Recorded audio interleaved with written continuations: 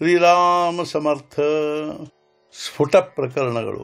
ಶ್ರೀ ಮಹಾರಾಜರು ಒಟ್ಟು 10 ಚಿಕ್ಕ ಚಿಕ್ಕ ಪ್ರಕರಣಗಳನ್ನು ಬರೆದಿರುತ್ತಾರೆ. ಅವೆಲ್ಲವೂ ಓಬಿ ಬದ್ಧ ಇರುತ್ತವೆ. ಕೆಲವು ವೇಳೆ ಯಾರಾದರೂ ಅವರಿಗೆ, ಮಹಾರಾಜ್, ಪರಮಾರ್ಥಕ್ಕಾಗಿ ಯಾವ ಗ್ರಂಥಗಳನ್ನು ಓದಬೇಕು, ಸಾಧಕನು ಹೇಗೆ ಅಭ್ಯಾಸ ಮಾಡಬೇಕು, ಜೀವನ್ಮುಕ್ತನ ಲಕ್ಷಣಗಳೇನು ಎಂದು ಕೇಳಿದಾಗ ಶ್ರೀ ಮಹಾರಾಜರು ಆ ಪ್ರಶ್ನೆಗೆ ಉತ್ತರ ಬರೆದುಕೊಳ್ಳಲು ಹೇಳುತ್ತಿದ್ದರು. ಅವುಗಳಲ್ಲಿಯ ಕೆಲವು ಇಲ್ಲಿ ಕೊಡಲಾಗಿವೆ. ಪ್ರಶ್ನೆ 1. ಪರಮಾರ್ಥಕ್ಕಾಗಿ ಸಾಧಕನು ಯಾವ ಗ್ರಂಥಗಳನ್ನು ಓದಬೇಕು? ಉತ್ತರ: ಸಂಸ್ಕೃತ ಗ್ರಂಥಗಳು, 10 ಉಪನಿಷತ್ಗಳು, ಭಗವದ್ಗೀತೆ, ಶಿವಗೀತೆ, ಕಪಿಲಗೀತೆ, ಯೋಗವಾಸಿಷ್ಠ, ಅಧ್ಯಾತ್ಮ ರಾಮಾಯಣ ಹಾಗೂ ಶ್ರೀ ಶಂಕರಾಚಾರ್ಯರ ಗ್ರಂಥಗಳು.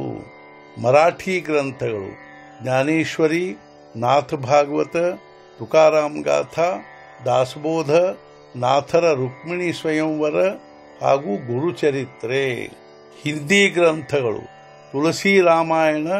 ಇದಲ್ಲದೆ ದೇವರ ಲೀಲೆ ಹಾಗೂ ಸಂತರ ಚರಿತ್ರೆಗಳನ್ನು ಓದಬೇಕು. ಪ್ರಶ್ನೆ 2.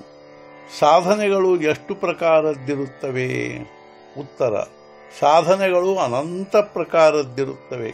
ಉದಾಹರಣೆಗೆ ತೀರ್ಥಯಾತ್ರೆ, ದಾನ ಧರ್ಮ, ವೇದಶಾಸ್ತ್ರಾಧ್ಯಯನ, ಅಷ್ಟಾಂಗಯೋಗ, ಸಿದ್ಧಿಪ್ರಸನ್ನ, ಜಪ, ತಪ, ಅನುಷ್ಠಾನ, ಮಠ ಮಂದಿರ ದೇವತಾರ್ಚನ, ನಿರಾಹಾರ, ಅರಣ್ಯ ಸೇವನ, ಗುರುಸೇವೆ, ಸತ್ಸಂಗ, ದೇವತಾಧ್ಯಾನ, ಪೂಜನ, ಶುಶ್ರವಣ, ಯಜ್ಞಯಾಗ, ಸರ್ವಸಂಗ ಪರಿತ್ಯಾಗ, ಬ್ರಹ್ಮಚಾರಿ ವ್ರತ, ಪರಮಹಂಸ ವರ್ತನ, ಭಜನ, ಕೀರ್ತನ, ಇಂದ್ರಿಯ ದಮನ, ಪರೋಪಕಾರ, ದಯಾ, ಕ್ಷಮ, ಶಾಂತಿ, ಅತ್ಯಂತ ಲೀನತೆ, ಪ್ರಾಣ ನಿರೋಧ, ಭೈರವಿ ದೇವಿ ಪ್ರಸನ್ನ, ಭೂತ ಭವಿಷ್ಯ ಜ್ಞಾನ, ಪಂಚಾಗ್ನಿ ಸಾಧನ, ಅಜಪಾಜಪ, ಷಟ್ಚಕ್ರ ಭೇದನ, ತುರ್ಯಾವಸ್ಥೆಯಲ್ಲಿರುವುದು, ಭ್ರಮರ ಗುಹಾಭೇದನ, ಅಖಂಡ